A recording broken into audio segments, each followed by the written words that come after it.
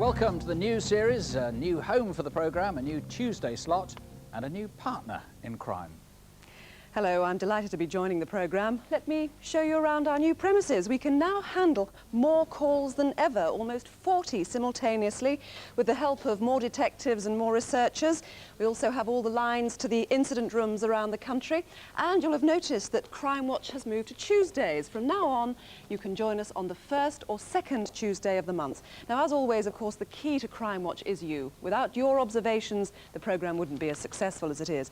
We rely on you to spot clues and recognise details that hopefully will lead to the criminals being caught. There's been a lot of response to the June programme, and we'll hear about that later.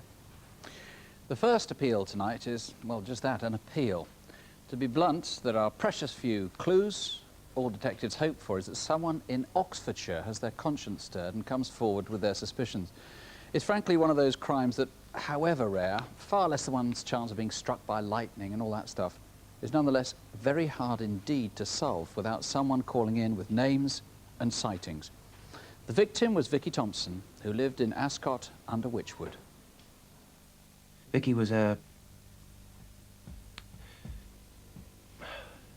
can't describe how she was. She was just a very loving mother. She was a very caring wife. She always found time for me and for the children. Come on, have a drive. She put 100% of energy into everything that she did. Oh, not mummy, right?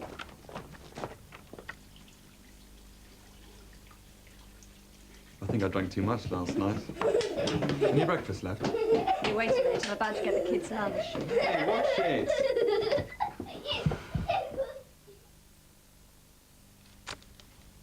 Jonathan, I was going to take Daisy for a walk. Okay. I'll try and give your car a wash. It's filthy. Bye. Bye. Half a mile away, a local man was walking past King's Standing Farm near the Charlbury to Burford Road. As I peeked through the hedge, I could see this man stood there with no clothes on. And as I moved towards the hedge, he moved away.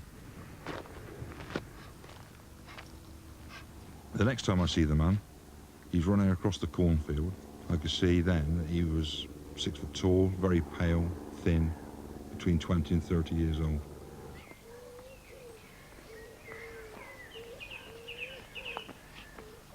If you leave it there, I'll trip over it.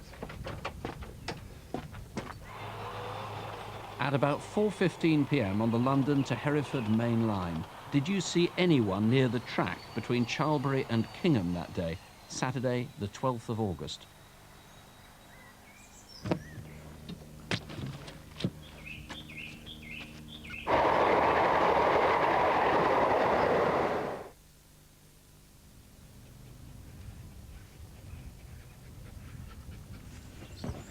Daisy came back without Mummy.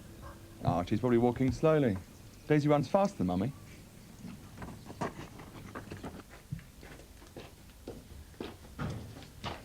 King? When Daisy came home on her own, I didn't immediately see any cause for concern, as I expected that Vicky would soon come round the corner, that maybe she'd sent Daisy up the road and was talking to a friend. But as time wore on, I realised that something wasn't right.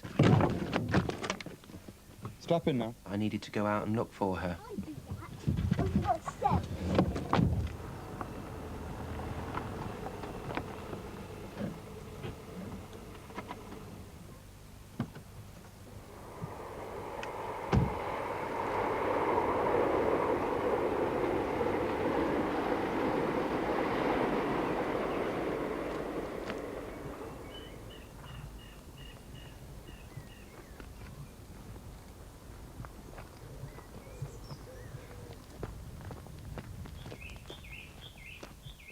When I got back to the house, I half expected to see her there.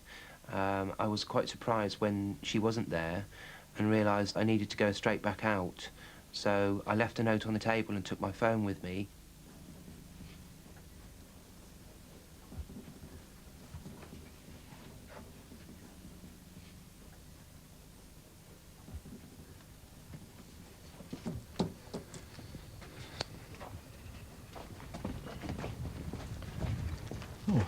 Haven't seen Vicky, have you? No, we haven't. Dog's come home without her. Been up to the lane. There's no sign of her. Well, look, we'll go down and have another look. Jonathan, haven't heard from you for... Vicky's not with you, is she? She's missing. I thought she might drop by your place for tea on her way back or something. No, she definitely hasn't been around here. Look, I'm popping down the lane in a minute, so I'll have a look if you want.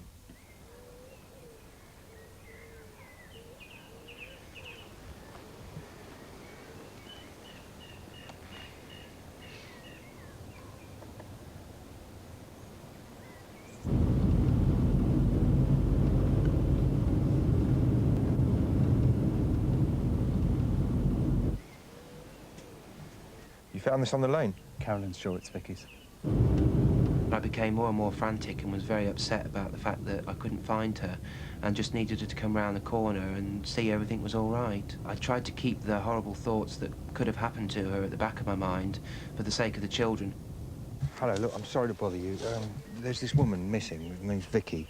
We found her bracelet. We've informed the police and everything, but you haven't seen anyone, have you? She's about 5 foot, slim. No, I haven't seen anyone. Obviously, we'll keep a lookout.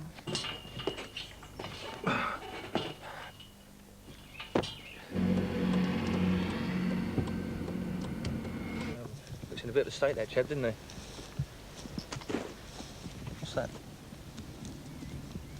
Oh, God.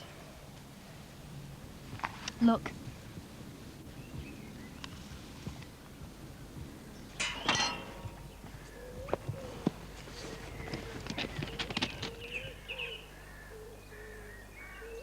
Vicky! Vicky! Peter. What's that? Look. No, don't go in there, look. I'll go and get that bloke. I was terrified that the attacker might still be in the area. Hello! Excuse me! You come quick, we found something! Whereabouts? There, in the field. Where? No, run to the nearest house. Call an ambulance.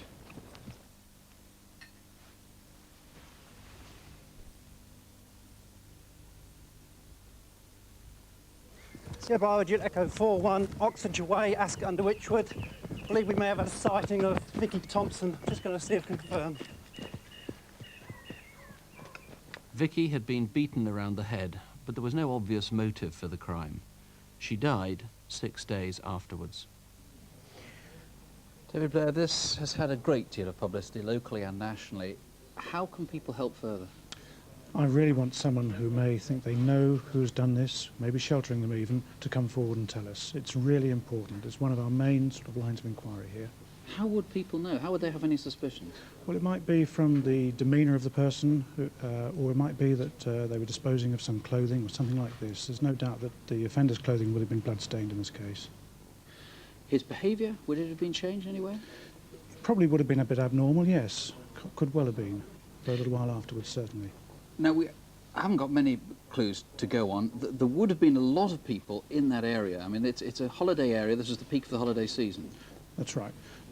Certainly there were campers, caravanners, there would have been hikers, walkers in the village. We've interviewed a lot of people in the village, of course, but anyone else who was there in Ascot under Wychwood on that Saturday afternoon, we would really like to talk to them, whether or not they think they know anything or saw anything. One of them, or somebody, might have found this, or at least an identical one. This is a Flexi 3 dog lead. Now, if somebody has found this, what do you want to hear? If somebody's found this, it would have been around the Ascot under Wychwood area, no doubt, on the Saturday or the Sunday.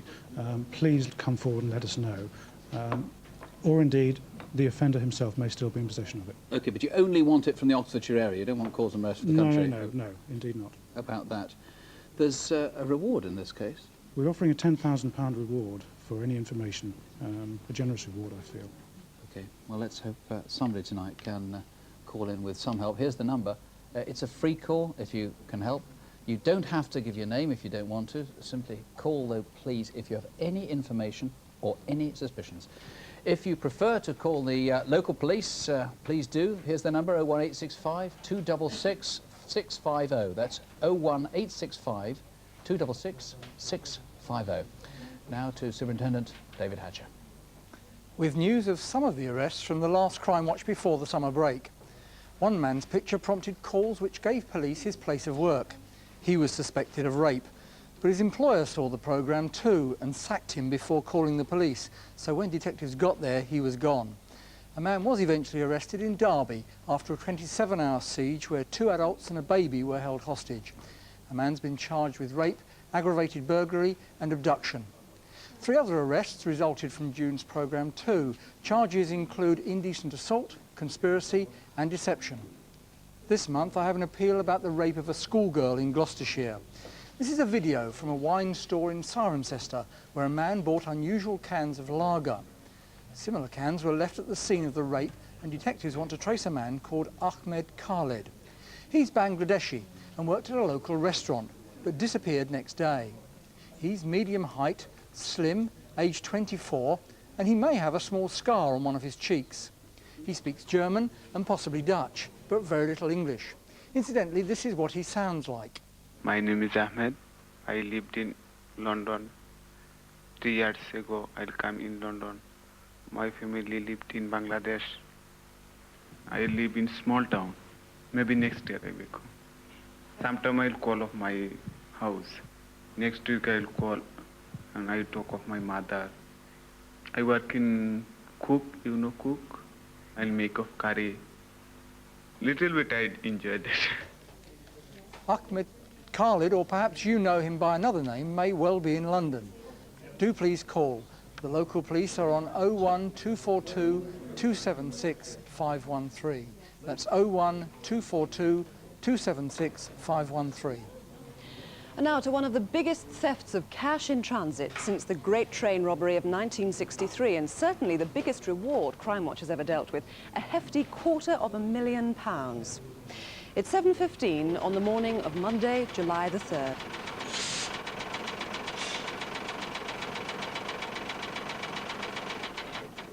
This lorry driver was parked waiting for his warehouse to open, little realising the significance of this car and what he was about to witness.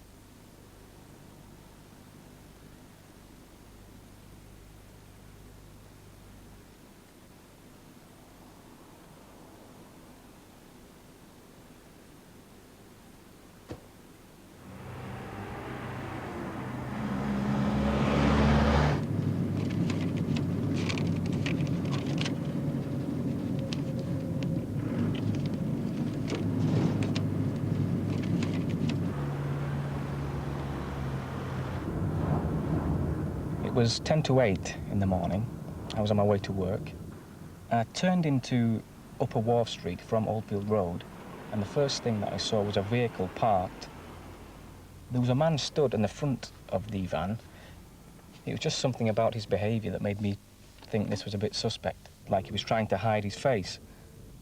And I thought this whole thing was very odd because I've driven down that road many times. It's a very quiet road and I've never seen any vehicle parked there before.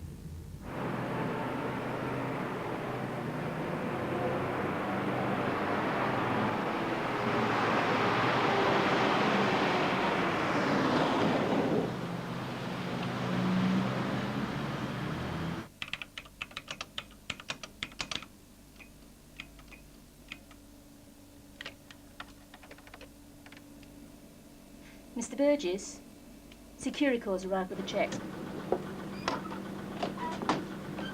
I won't open the doors till I've signed in. I won't be a tick.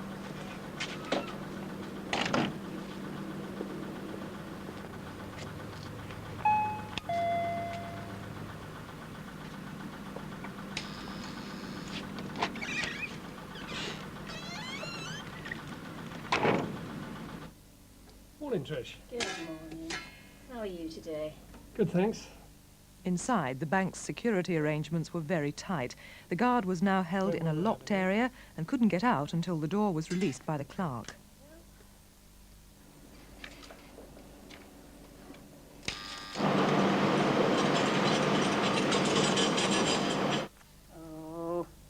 Normally it takes me about 90 seconds to do what I've got to do. That particular morning took just over 2.5 minutes. Sorry about this. No problem, huh? I can't let you out of the airlock till you're signed in.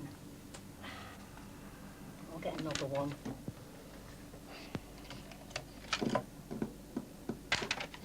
There's men outside with masks! Help! Help! Somebody help! All this time I'm just stood where I am. I can't go forward and I can't go backwards. And I just couldn't do nothing at all. Presumably all they wanted was a hostage. What's happening?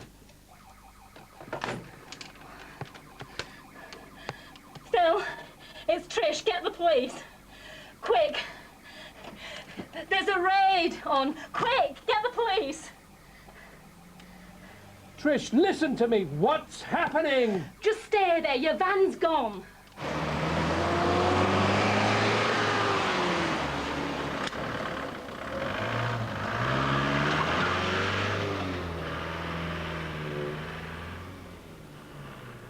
As the security van and Ford Transit left the bank, they were caught on this security camera. Less than half a mile away, as they turned off Liverpool Street and into Blucher Street, they almost collided with a blue car coming the other way. Police urgently need to trace its driver.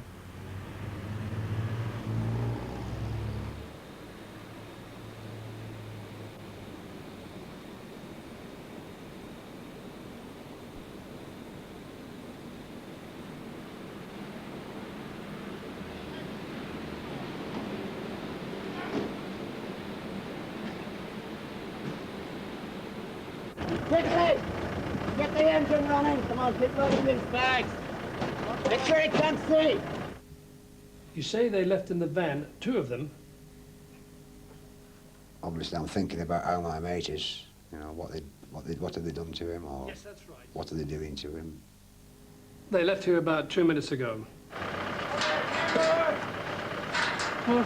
Quickly, quickly, keep loading them in the bag! Oh, God.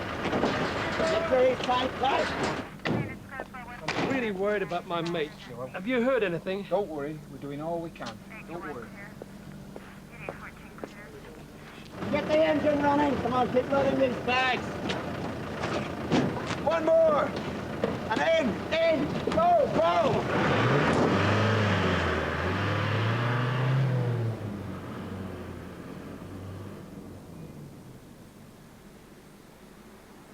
Roger! Roger!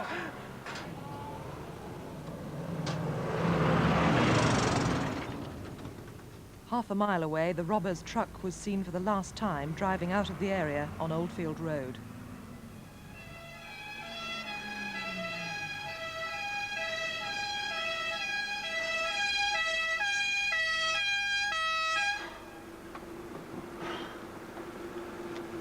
Hiya, you okay? You okay? You all right? Just calm down, take it easy. Listen, lift your head back. Let me just take it easy. Let me just try and get these off your eyes. Just take it easy, calm. Well, in that film, we changed some of the details for obvious security reasons, and we must point out that the Midland Bank Clearinghouse in Salford doesn't handle cash. It was the security van that was the target in this particular case. Detective Chief Inspector Andy Tattersall, you're obviously trying to trace a number of vehicles. They're crucial to your inquiry, aren't they? That's correct. I'd like to start off with a white Ford Transit shown on the reconstruction. That van was stolen from London on the 27th of June, 6 days before the robbery. During that time, a false registration number was placed on the vehicle of J923HVH. Now that is a legitimate Ford Transit from Salford. I don't want information about that. What we do want is to find out what happened to that van during that 6-day period and who made that number plate. The other vehicles, we saw the red Astra on the film. That's again very crucial. I think 4 others you want to trace as well. That's right. There's a white Ford cargo box van, which could have been the second getaway vehicle, and also a red Ford cargo box van. Both these vehicles had roller shutter doors to the side and rear. There's also a maroon Vauxhall Astra, a new shape, and a Range Rover, which is hand-painted in matte black, rather badly over the badges. Now, these vehicles were seen in the area at the time of the robbery, and they need to be eliminated. And ladders were found behind the bank? That's right. Propped up against the wall at the rear of the bank were 2 ladders. The first is an aluminium ladder, and it's got distinct markings of SCS 040, and it's overpainted in black. The second ladder is a wooden ladder, rather old, and it's got hand-painted in blue the numbers 358. Now, it's obvious that someone will know the origin of these ladders, who had access to them and where they came from. We need to know that information. Now, it is an almighty reward, £250,000, but then a lot of money was involved, wasn't Well, that's right. We believe cash in excess of £5 million, with a further £1 million in cheques stolen. There's a reward of £50,000 just for the recovery of the cheques. Now, money like that is not easily hidden or disposed of, and we believe that it could in fact be stashed away somewhere now. So we want to know, where's that money now? How many bags do you think? We think it's equivalent to 29 large bin bags full of money. Very difficult to hide. Yes, and someone will know where it is. Well, Andy, thank you very much. Some vital clues there, and certainly an incentive to call. Do call if you have good grounds for suspicion, or if there's anything that you can add. It's a free call number, and there's, of course, a big reward, as we said, £250,000. The local police are on 0161 856 5043. That's 0161 856 5043. Now, Detective Constable Jackie Hames. And this is a strange case, it seems without a motive. A solicitor in Warwick has been subjected for 2 years to a hate campaign. At first, he received crude and threatening hate mail. Then a year ago, someone started attacking his home. Graffiti, including swastikas, have been sprayed onto his car and the doors of his house. Plants have been uprooted, holes gouged in his property, and there's been all sorts of other damage too. Police have put up a surveillance camera, and this is what they recorded. The man's not known to any members of the family. Perhaps you know who he is. If you do, please call us right away. There is real concern for the family's safety. The local police on 01926 415 718. That's 01926 415 718. Who is he and where is he? On a train through South London.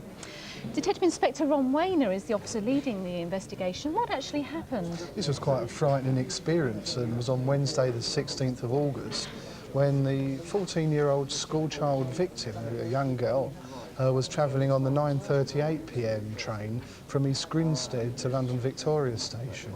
We know that she was on the train in company with some 6 of her friends, and her friends got off at Sanderson railway station.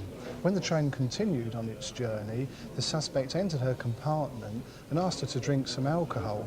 She refused this, whereupon the suspect got up out of his seat, grabbed her by her arms, opened the door of the train and violently and deliberately threw her out of the doors of the train. She landed on the tracks and suffered quite serious injuries. We're investigating this matter very seriously indeed, and I'm dealing with the incident as an attempted murder of that child's life. Clearly, she was very lucky to escape with those injuries. We're very keen, Jackie, to speak to anyone who was travelling on that train. So it was on the 9:30 from East Grinstead to Victoria on the evening of Wednesday the 16th of August. This is Clapham Junction. If you were among these passengers, please contact us. In particular, detectives want to identify this man who may have crucial information. He was carrying a mobile phone and he met someone off the train. Do you know who he is or who he was waiting for? And this is Victoria Station 10 minutes later. Again, if you were a passenger and you haven't already spoken to the police, please do come forward.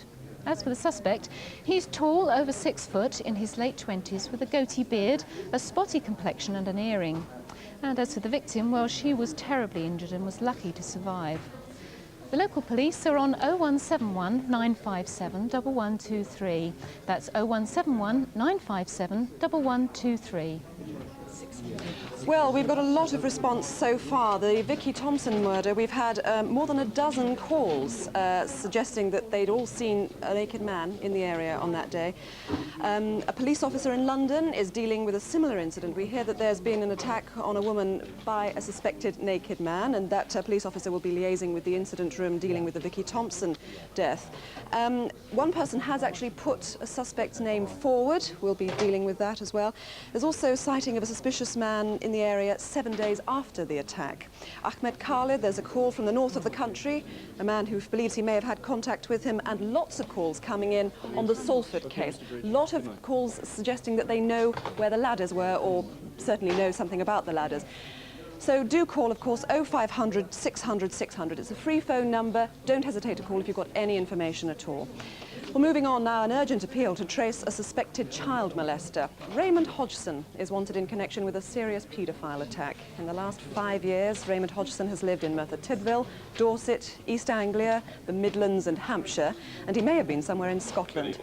This is a home movie taken a year ago, but Raymond Hodgson also took part in a promotional video where you can hear his voice. Good evening, Cormac. Now, the magazine itself, it works out roughly 25p a week. You bring it around every 4 or 5 weeks. And the agent actually delivers that to the door for us. And what you actually do is you pay her the 125 or him the 125 when they actually deliver the magazine to you. That's all we actually do. Would you like to try it for a little while, so you get on with it? Raymond Hodgson's car has been found in Cambridge, but he could be anywhere. Do call 0500 600 600 or the CID direct on 01705 528 999. That's 01705 528 999. Officers are very anxious to find him. David Hatcher gave some details earlier about arrests that resulted from our last programme back in June. I can add a bit more on progress on 3 other cases. First, a robbery in Stanford-le-Hope. You may remember the reconstruction. 75 viewers called, several with the same name. Detectives are still working on the case. Then the murder of Simon Shannon. One caller in particular gave information that might prove crucial, but it's still subject to some complex inquiries, and the outcome won't be known for several weeks. Another important sighting of Natalie McLean has emerged. In the week before Easter, she was at the Saturdays Club in Manchester in the early hours of Wednesday, the 12th of April. But detectives still need to know, how did she get back to her flat in Wythenshawe? Now to this man. Medium height, slim, muscular, late 20s, and seen back in early July walking late at night down the A346 between Swindon and Marlborough in Wiltshire. It's possible he drives an old-style brown Ford Fiesta or Escort, but that's by no means certain. What we do know is he was wearing a dark-coloured polo shirt with thin orange stripes. And sometime after midnight, he walked behind a schoolteacher in the road and knocked her unconscious. Were you driving down that road, the A346 near Marlborough, on Saturday night or early Sunday morning, the 8th and 9th of July? Or have you any suspicions about someone who looks like this? The man's obviously a terrible menace.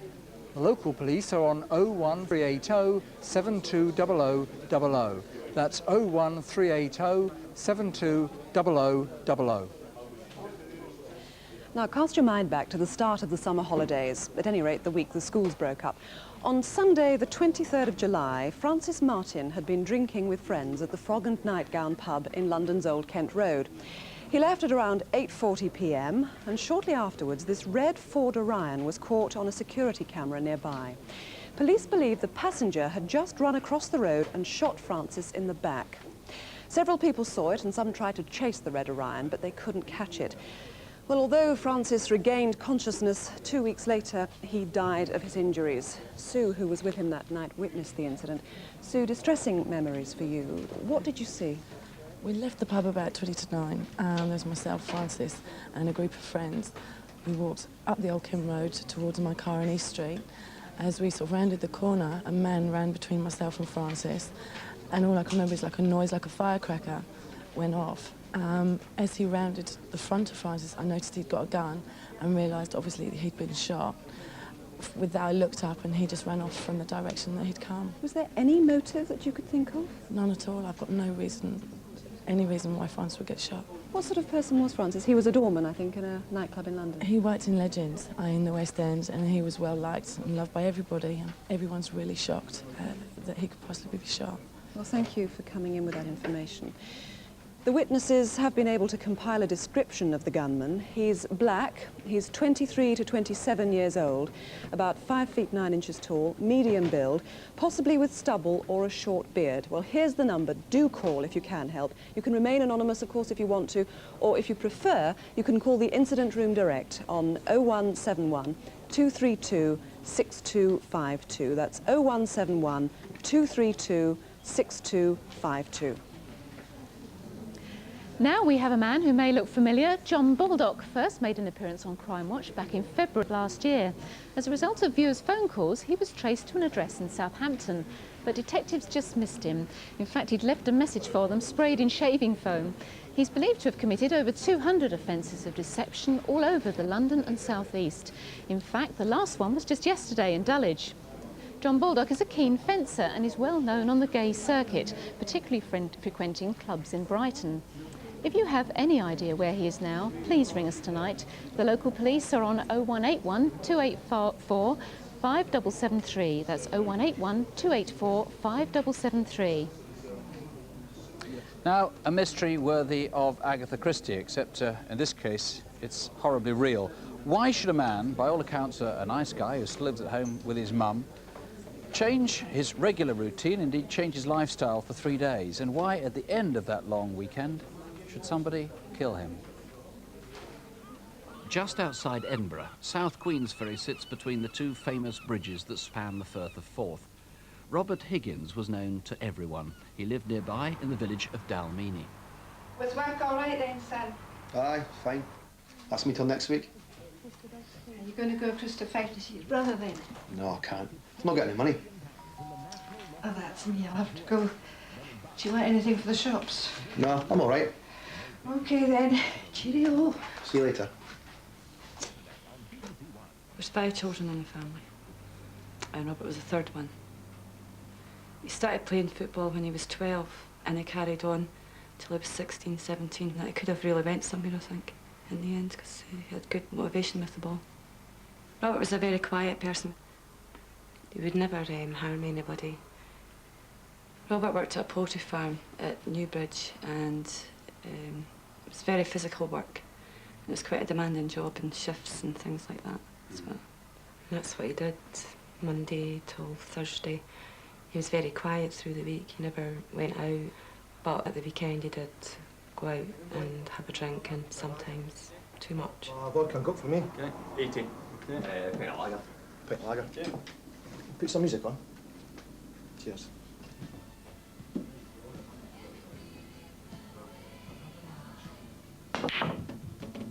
Oh, we're going to have ticket listing tonight. Why, where do you want to go? Cutlands? Aye. I haven't been for a while. What time's the next bus? We'll get a bus. We'll get a taxi. Oh, come on, Higgy. It's just 2 minutes up the road. We'll get a bus. You'll get me on the bus. Look, I've got the money. We'll get a taxi. You're daft. Aye, fair enough. Right, Bob. Right, Bob. Higgy had come in with some friends about 8:30, and my friends left about 11:30, so he just sat himself and finished off his drink. Okay. I'll just finish this wee bit off, aye.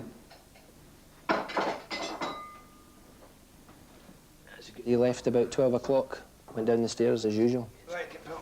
Right. Just put the jacket on. Cheers.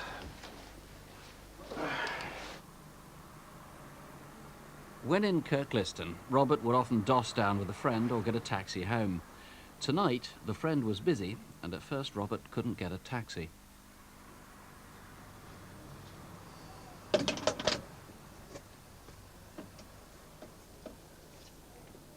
He was still in Main Street, Kirkliston, at 2 a.m. He didn't go home on the Thursday night. He obviously had somewhere that he was going to, and I found it quite unusual that he didn't phone my mum, which he would normally do. He would always phone my mum to say he was stopping out. But by 11:30 on Friday morning, alone at a local hotel, Robert was seen again. Why was he here? And where did he spend Friday lunchtime until the early evening? It was about 7:45, and I was on my way to the shop, and I saw Higgy standing outside the Queen's Retreat. He was speaking to a man in his late 30s to early 40s, about 5'8" to 5'10", and had dark brown hair. We found that really unusual with Robert not going into the Queen's, so he must have been waiting on someone outside, and it was a Friday night, so he hasn't still phoned home, and he still hasn't contacted the family in any way. Then, for the second morning running, Robert turned up alone at the Forth Bridges. Who was he staying with nearby? And again, where did he spend the rest of the day?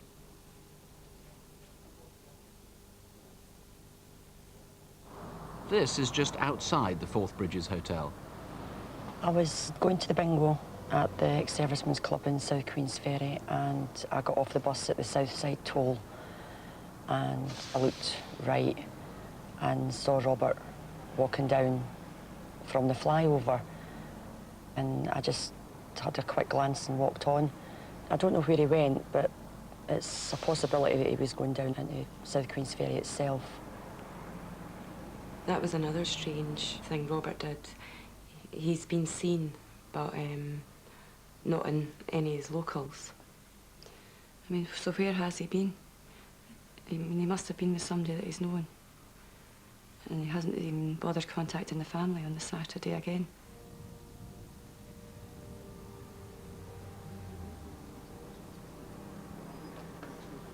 It was Sunday. I'd been to Queensferry Parish Church and I left there about 11:20.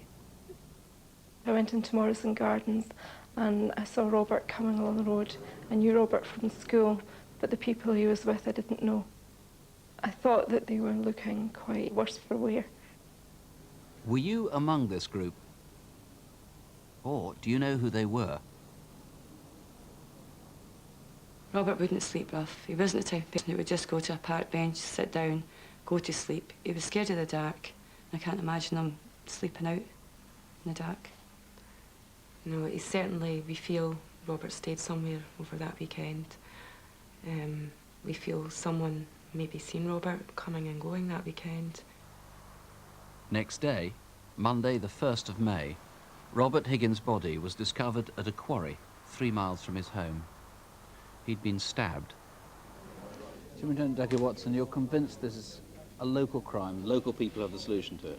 Yes, this has been a local inquiry and the answer almost certainly lies locally. But tonight's reconstruction gives the community in South Queensferry and Kirkliston the first opportunity to really see the sequence of events that leads up to the Robert Higgins' death that weekend. And we hope this will jog some memories.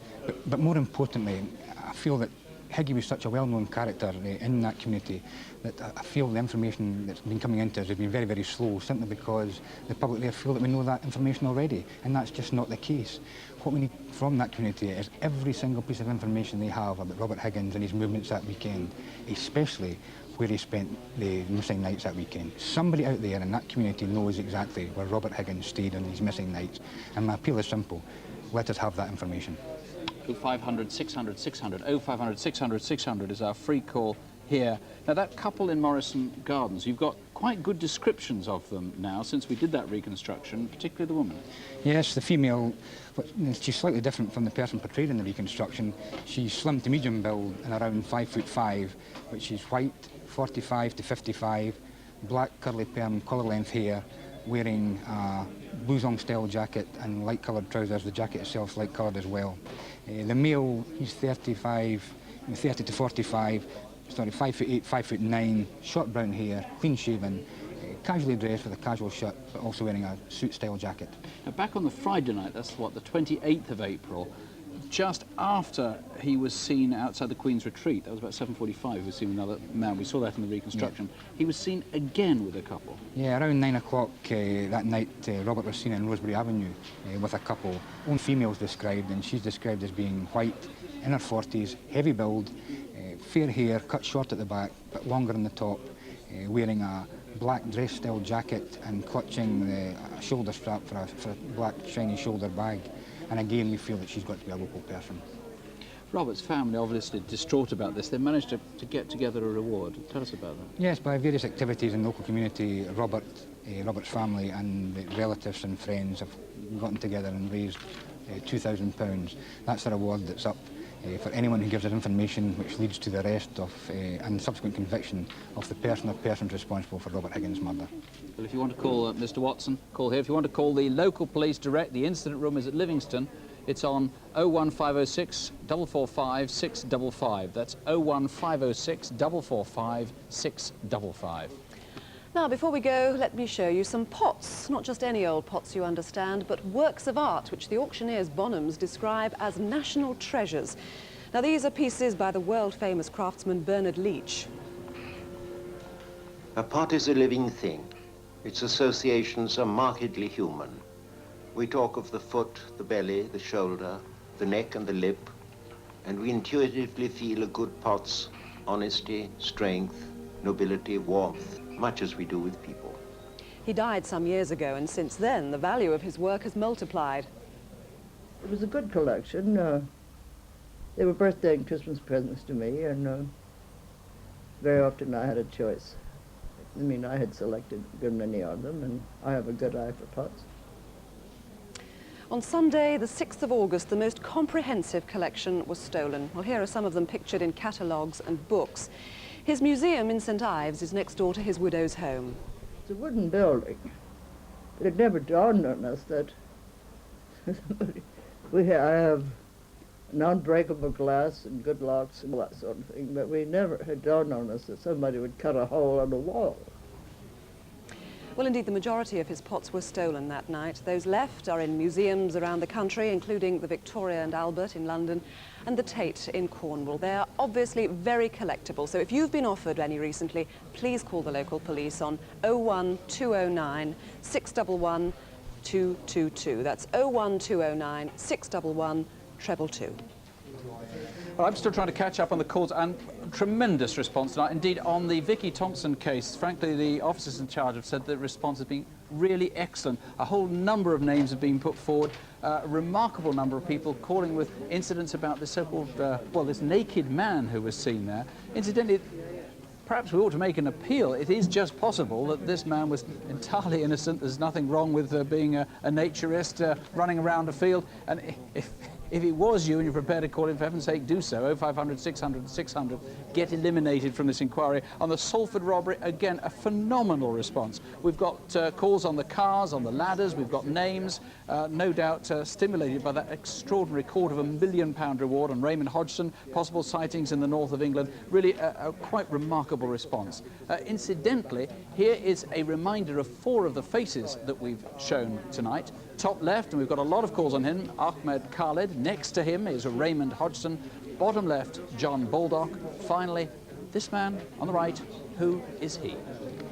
Well, we hope we'll have a lot more news on Crimewatch Update at 11:45 tonight. As always, our lines here in the studio are open until midnight. Do call on any of our cases, 0500 600 600. On the other hand, if you have any information on any other matters, on any crime we haven't featured tonight, then you can call Crime Stoppers. That's 0800 555 111. That's for any other crimes, 24 hours a day, 0800 555 111. As Joel says, we and the detectives will be back live in, 90 minutes with the update. If you don't plan to stay up till 11:45, well, do have a carefree month. Join us on the first Tuesday in October. Don't have nightmares, do sleep well. Good night.